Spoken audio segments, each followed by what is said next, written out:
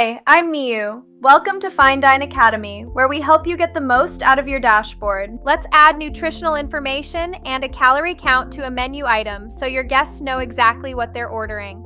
Start in menu management and open the menu you want to work on. Then pick the item you'd like to add nutrition to. Here we'll use sea salt fries under the starters category. Once the item opens, look to the right side of your screen. A panel slides out with all of that item's settings, and the one we want is nutritional information.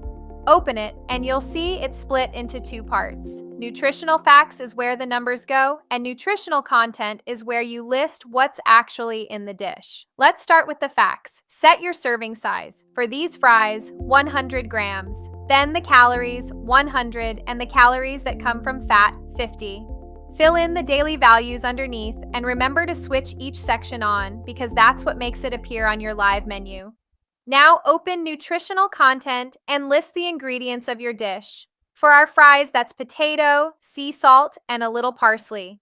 Give each ingredient its weight. So potato at 98 grams, then 1 gram each for the salt and the parsley.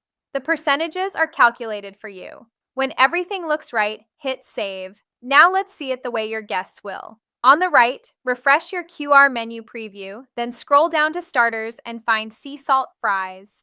The calorie count is already showing on the item card. Tap it open, then tap nutritional information, and there it all is. Serving size, calories, the daily values, and the full ingredient list with weights and percentages. And that's it. Your menu now shows nutrition at a glance on every item you choose. That's it for this one. For more quick tips, check out the other videos on our Fine Dine Academy channel. See you there!